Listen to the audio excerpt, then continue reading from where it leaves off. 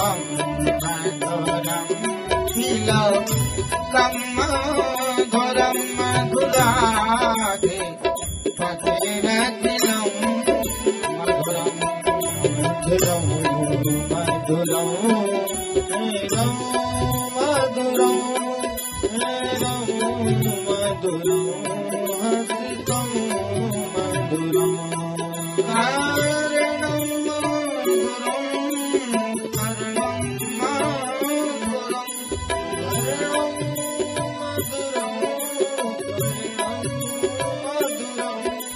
हरणं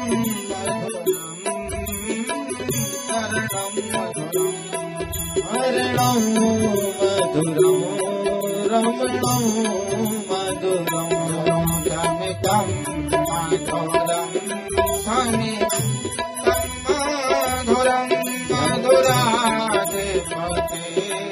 मधुराधिपतिरखिलं मधुरं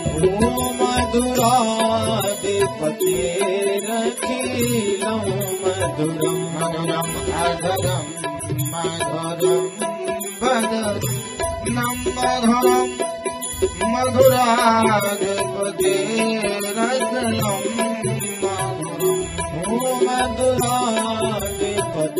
मधुराधिपतिरखिलं मधुरं मधुरं आकुलजा मधुरा माला मधुरा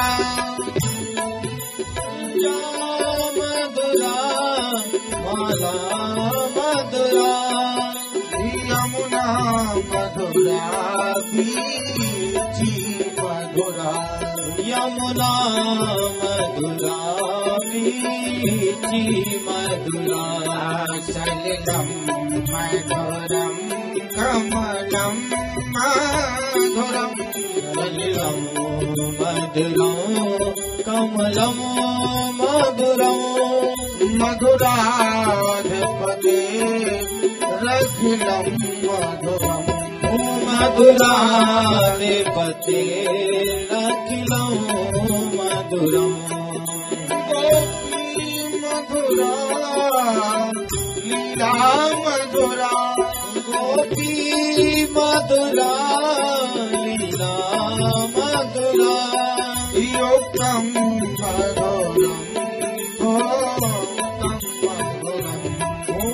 मधुरम मधुरम भोक्तं मधुरम यज्ञं मधुरम सत्यं मधुरम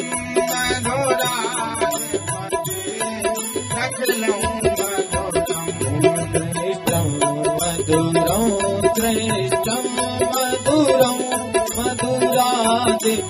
मधुराधिपतिरखिलं मधुरम गोप्या मधुरा गावो मधुरा गोपा मधुरा गावो मधुरा गोप्या मधुरा गावो मधुरा गोपा मधुरा गावो मधुरा यष्टिर्मधुरा सृष्टिर्मधुरा यष्टिर्मधुरा सृष्टिर्मधुरा दलितं मधुरं फलितं मधुरं दलितं मधुरं फलितं मधुरं मधुराधिपतिरखिलं मधुरं मधुरं मधुरं नयनं मधुरं हसितं मधुरं मधुरं मधुरं मधुरं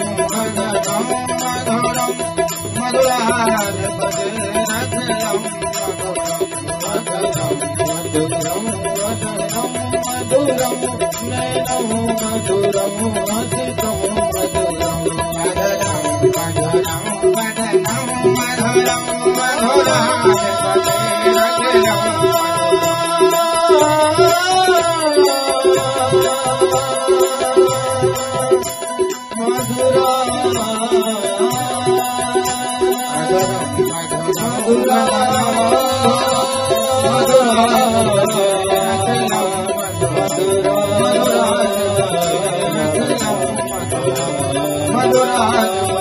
मधुराधिपतिरखिलं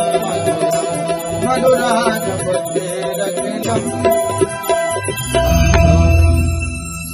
बोलिए भागवत महापुराण की, भगवती मैया की जय हो।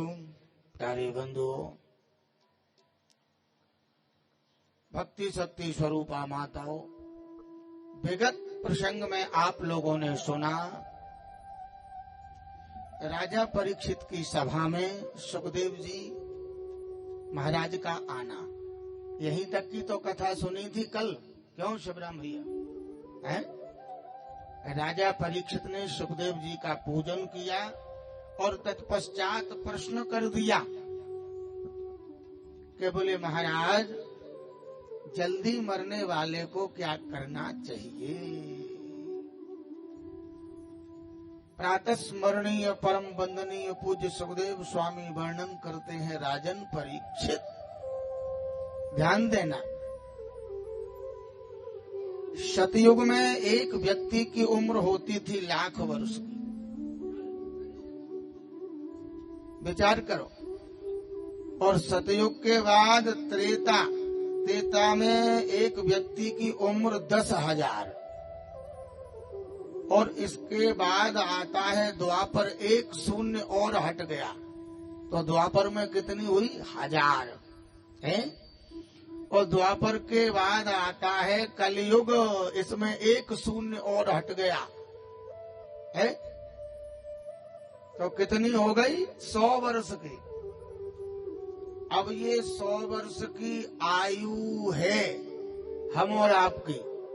बहुत ध्यान देने वाली बात, 100 वर्ष की आयु में भी 50 वर्ष तो यूं ही निकल गए सोने में। किसमें निकल गए? सोने में। बचे कितने? 50। तो में 25 चले गए काय में मालूम है? ससुरार प्यारी लगी जब ते, रिप रूप कुटुम्बो भये जब ते। सज्जनों, 25 स्त्री में, बच्चों में, कमाने में, ये सब चली गई। अब जब गृहस्थी बड़ी होगी तो धंधा बिजनेस भी करना पड़ेगा। शेष समय उसमें चला गया शिवराम भैया है। अब आप विचार करिए। और इसी बात को लेकर के राजा परीक्षित ने सुखदेव जी से प्रश्न किया था कि जल्दी मरने वाले को क्यों?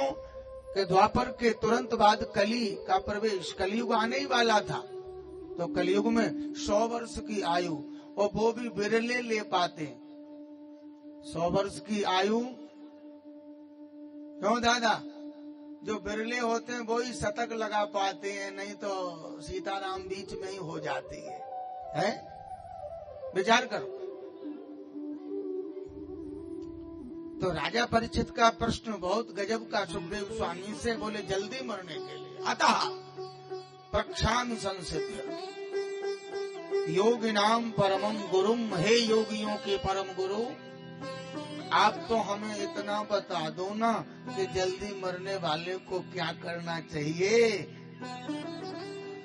तो बड़ी प्यारी बात सुखदेव स्वामी ने राजा परीक्षित को सुनाई।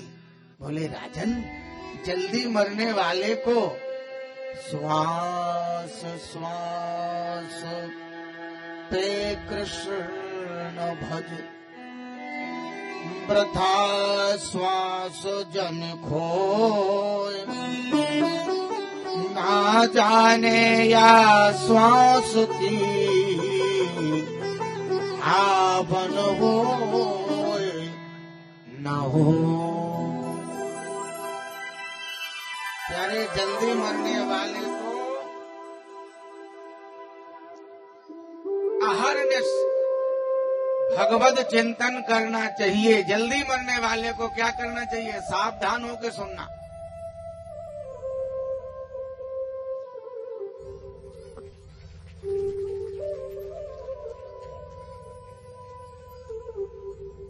जल्दी मरने वाले को अहर्निश भगवत चिंतन करना चाहिए।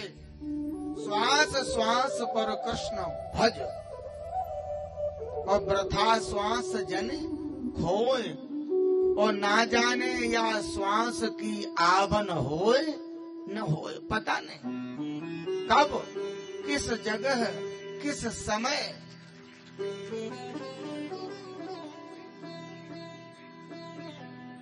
निकल जाना हो जाए, श्वास का पता नहीं। इसीलिए सुखदेव स्वामी राजा परीक्षित को श्रवण कराते, बोले परीक्षित, जल्दी मरने वाले को मैं आपके सामने एक ग्रंथ है, उसका नाम है प्रश्नोत्तरी। क्या नाम है? प्रश्नोत्तरी। और इस ग्रंथ के रचयिता हैं भगवान शंकराचार्य। शंकराचार्य भगवान ने लिखा है कि तस्मात् भारत सर्वात्मा भगवान ईश्वरो हरि श्रोतव्यः कीर्तितव्यश्च स्मर्तव्यः चेक्षता भयम्।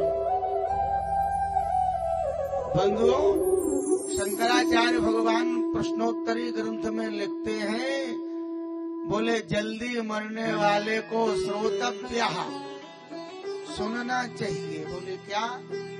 भगवान की कथा। क्या सुनना चाहिए थापक जी? हाँ, ये जल्दी मरने वाले को। और कीर्तितव्यः, कथा सुनने के पश्चात फिर कीर्तन करना चाहिए। फिर बोले स्मर्तव्यः, फिर भगवान का स्मरण करना चाहिए, तब जाके कल्याण होगा। तो राजा परीक्षित ने पूछ लिया, गुरुवर ये मन बड़ा चंचल है, नहीं लगता, तो ये भगवान में कैसे लगेगा? है? तो सुखदेव स्वामी कह रहे हैं, परीक्षित सावधान, कि जितासनो जित श्वासो जित संगो जितेन्द्रिय